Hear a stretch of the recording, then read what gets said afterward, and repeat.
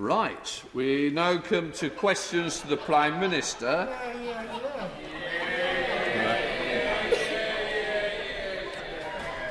Prime Minister, I will first call you to answer the engagements question. I will then call Michael Fabricant to ask his supplementary. Prime Minister. Thank you, Mr. Speaker. Yesterday I made a written ministerial statement updating the House on the latest position on the leak investigation, as you requested, Mr. Speaker. I'm sure the whole House will want to join me in wishing all members and staff a Merry Christmas and a Happy New Year. Members from across the House will want to join me in sending also our warmest wishes to all our armed forces, both in the United Kingdom and those who are stationed overseas. Members will also, I hope, want to join me in sending our very best wishes to all members of the emergency services, health and care workers, and those who will be working over Christmas. Mr. Speaker, this morning I had meetings with ministerial colleagues and others. In addition to my duties in this House, I shall have further such meetings later today. Let's head up to Litchfield with Michael Fabricant. Michael Fabricant. Thank you, Mr. Speaker, and may I join the Prime Minister in those good wishes for Christmas, and may I add my own good wishes actually to you, Mr. Speaker, and the Prime Minister, and hope that you both have a peaceful and a safe Christmas period. But on the subject of Christmas, look, my constituents in Litchfield and Burntwood and the rest of the country have had a torrid year with the COVID pandemic. And we've got this very small break over Christmas. And people have got to use common sense, of course. Don't start hugging Granny and not go wild over Christmas. And as my right honourable friend, the Prime Minister, previously said, let's be jolly careful over Christmas. But I want to say to my Prime Minister, it would not be helpful if some smarmy lawyer or somebody now at this late stage were to argue for a change in the laws. So can I ask my right honourable friend, here and now, who is not neither smarmy nor a lawyer, is he now? We've got the message. Going to take the rule. Come on, Prime Minister. Mr. Speaker, my honourable friend is absolutely right to stress in many ways, but to stress the importance of people taking care this Christmas, because although some things are unquestionably going well, Mr. Speaker, and I'm very pleased to tell the House that we have had a good start with the rollout of the vaccination programme, and in just 7 days, 108,000 people in England, 138,000 across the whole of the UK have received their first vaccination. We must remember that transmission takes place asymptomatically in so many cases. 1 in 3 people are currently asymptomatic with COVID, Mr. Speaker. That's why my honourable friend is absolutely right that we should exercise extreme caution in the way we celebrate Christmas. We can celebrate it sensibly, but we have to be extremely cautious in the way we behave. We now go to the Leader of the Opposition, Right Honourable Keir Starmer. Thank you, Mr. Speaker. Can I join the Prime Minister in his good wishes to all the staff, to the armed forces and our emergency services? And can I thank you, Mr. Speaker, and the House authorities for doing all that you've done this year to keep Parliament safe and open in challenging circumstances? Mr. Speaker, since this is probably the last PMQs of the year, I want to look at some of the decisions the Prime Minister has made in the last 12 months. Let me start at the beginning of the pandemic, when images from hospitals in Italy and Spain were being shown on our televisions and the infection rates were rising in the UK. Does the Prime Minister now accept that his slowness to respond led to more deaths, a longer lockdown and a deeper economic damage?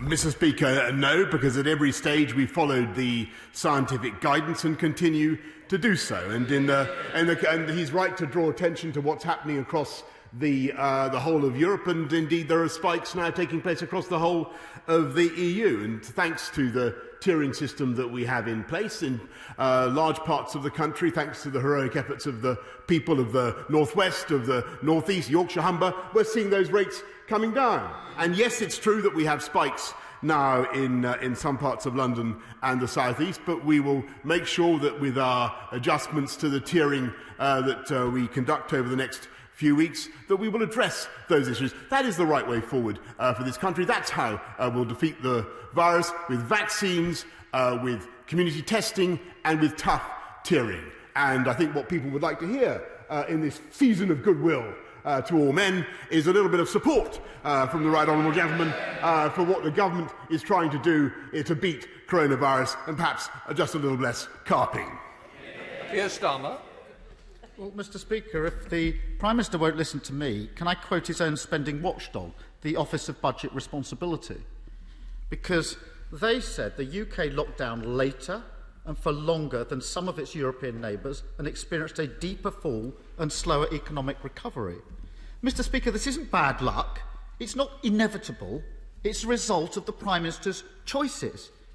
But if the Prime Minister disagrees with me, perhaps he can tell us, why does he think that Britain, the sixth richest country in the world, with all our brilliant scientists and amazing NHS, ends the year with one of the highest numbers of COVID deaths in Europe, over 64,000, each one leaving a grieving family, and the deepest recession of any major economy? Why does he think that has happened?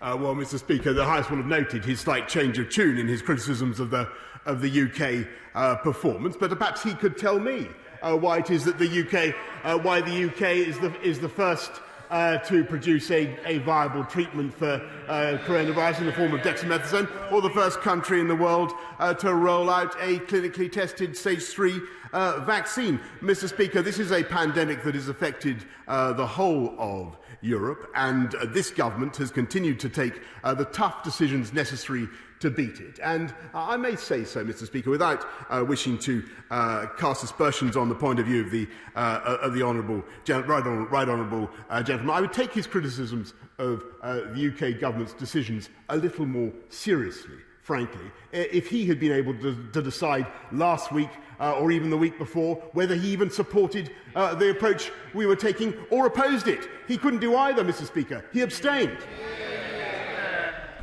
Mr Speaker, I said 2 weeks ago at this dispatch box that I was very concerned that Tier 2 would not be strong enough to hold the virus. The Prime Minister said, don't worry about that, just support us, throw away the problems. 2 weeks later, what have we got? The virus rising in Tier 2 and Tier 3, and I'll come back to that. But if the Prime Minister thinks that the highest death numbers and the deepest recession is somehow delivering for the British people, he's a long way removed from the truth. The problem is the Prime Minister makes the same mistakes over and over again. And 2 weeks ago, he unveiled that latest COVID plan. He told the House, as he's done so many times before, that his plan would suppress the virus. But the latest figures show the opposite, and the Prime Minister said spikes here and there. Let me tell the House, in 3 out of 4 Tier 2 areas, infections are going up. In over half of the Tier 3 areas, infections are going up. Exactly the concern I put to the Prime Minister 2 weeks ago when he said, just back us anyway. As a result, this morning, 10 million people moved into tougher restrictions, exactly what we said would happen, going up the tiers. Does the Prime Minister not recognise that his latest plan has once again failed to control the virus, protect the NHS and our economy? Mr Speaker, once again he criticises the government's plans without producing any kind of plan of his own. And actually, if you look at what is happening, he was the mastermind author of the, I seem to remember, of the Labour firebreak in Wales, Mr Speaker. But if you look at what is happening across the country, it is thanks to the efforts of the British people that we are seeing significant reductions in the virus in some of the areas where it was really surging, and that is because of the hard work of the people of this country. And we will, of course, be continuing to reflect that as we go forward with the tiering approach. And we will continue to roll out the vaccine and roll out community testing, Mr Speaker. And I may say, I think that his time would be better employed supporting those wonderful initiatives, supporting community testing, encouraging people to get a test, encouraging people to get a vaccine, rather than continually attacking what the NHS and what the government is trying to do. Starmer. I've encouraged everybody to have the vaccine every time I've stood up and talked about it. But the Prime Minister is just avoiding the issue. In some places, Prime Minister, in the last 7 days, infection rate has gone up 70%. Everybody knows this is a problem. The Prime Minister is yet again pretending it isn't. Another major mistake of the last 12 months, losing public trust. We all know what the tipping point was. The 520-mile round trip to Barnard Castle and the humiliating way in which the Prime Minister and his Cabinet chose to defend it. And now we learn that while the Prime Minister and the Chancellor are telling the armed forces, police officers, care workers and firefighters that they will get a pay freeze, Dominic Cummings has been handed at least a £40,000 pay rise. How on earth does the Prime Minister justify that? Well, Mr. Speaker, he totally trivialises the efforts of the British people in getting the virus down. He says, he says that that none of the measures, none of the lockdown measures have worked. It's absolutely untrue, Mr. Speaker. From November the 5th to December the 3rd, the people of this country came together once again to get the virus under control, and they may have made a huge amount of progress. We will continue with that tiering system, and we will get that virus down. And that is the best way forward for this country. All he wants to do, Mr. Speaker, is to lock the whole country down. He's a one-club golfer. That's the only solution he has. And then, Mr. Speaker, all he does is attack the economic consequences of lockdowns. Mr. Speaker, you could script that from October and November, when he was saying a lockdown's the last thing the country needs, disastrous. 2 weeks later, he put it on the table and voted for it. Ridiculous. It's exactly the problem what we've got. Not learning from mistakes. And obviously we know about Dominic Cummings. It wasn't performance-related pay, Mr. Speaker. But I think the British people will find it pretty hard to understand why it's one rule for our key workers and another for his advisers. And it's now likely that the next big mistake will be over the easing of restrictions over Christmas. And this isn't smarmy lawyers. Let me give you the British Medical Journal. The British Medical Journal yesterday said this: "We believe the government is about to blunder into another major error that will cost many lives." The Prime Minister should listen to that advice, not just ignore it as usual. And if he really is going to press ahead with this, can he tell us what's the assessment, and has it been done, of the impact that it will have on infection rates and increased pressure on the NHS? What's the impact? Well, Mr. Speaker, I wish he'd have the guts just to say what he really wants to do, which is to cancel the plans people have made and cancel Christmas. I think that's what he's driving at, Mr. Speaker. He's looking a bit blank. I think that's what he's driving at. But I can tell him that as of today, and just this morning, there is actually, as I say, unanimous agreement across all the UK government, across all the devolved administrations, including members of all parties, Mr. Speaker, including his own, that we should proceed in principle with the existing regulations, Mr. Speaker, because we don't want to criminalise people's long-made plans, Mr. Speaker. But we do think it's absolutely vital that people should, at this very, very tricky time, exercise a high degree of personal responsibility, especially when they come into contact with elderly people, and avoid contact with elderly people wherever possible. And that is how, by being sensible and cautious, not by imposing endless lockdowns or cancelling Christmas, as he would appear to want to do. That's the only implication I can draw from what he said, Mr. Speaker, unless he wants to announce some other idea. That is the way we will continue to work together to keep this virus under control, to defeat it and take the country forward. Keir Starmer. Here we go again, Mr. Speaker, ignoring the medical advice. And we know where that leads, because we've seen what happened in the last 9 months. And whatever the Prime Minister says, there's no escaping the brutal facts that Britain has one of the highest number of COVID deaths in Europe and the worst economic damage. Mr. Speaker, as this is the last PMQs of the year, I, for one, often wonder where the Prime Minister gets his advice from. Well, now I know, because I've heard the official newsletter of the Wellingborough Conservative Party. It's not on everyone's Christmas reading list, but it is a fascinating read, because it gives a lot of advice to wannabe politicians. It says this: say the first thing that comes into your head. It'll probably be nonsense. You may get a bad headline, but if you make enough dubious claims fast enough, you can get away with it.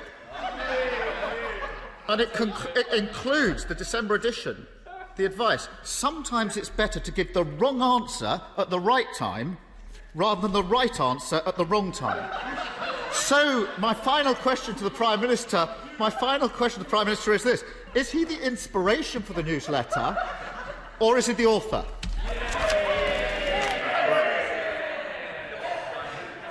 Well, Mr. Speaker, I think what the people of this country would love to hear from the right honourable gentleman this season of goodwill is any kind of point of view at all on some of the key issues. I mean, this week he couldn't make up his mind whether it was right for kids to be in school or not, havering completely. He couldn't make up his mind last week whether or not to support what the government was doing to fight COVID, and told his troops heroically to abstain. He couldn't make up his mind about Brexit, you'll seem to remember. We don't know whether he'll vote for a deal or not. Mr. Speaker, he can't attack the government. He can't attack the government if he can't come up with a view of his own. Mr. Speaker, in the words of the song, from all I want for Christmas is a view, Mr. Speaker. And it'd be wonderful if he could produce one. This government is getting on with delivering on the people's priorities. We're 20,000 more police, 50,000 more nurses, 48 new hospitals, and Mr. Speaker, although it has been very tough and very difficult, and everybody appreciates the suffering and hardship that the people of this country have been going through, we are, by rolling out the vaccine, by community testing and by tough tiering, which I hope he supports, we are going to defeat coronavirus, Mr. Speaker, and we're going to take this country forward into a great 2021. Thank you very much, Mr. Speaker. At the beginning of this year, the Prime Minister delivered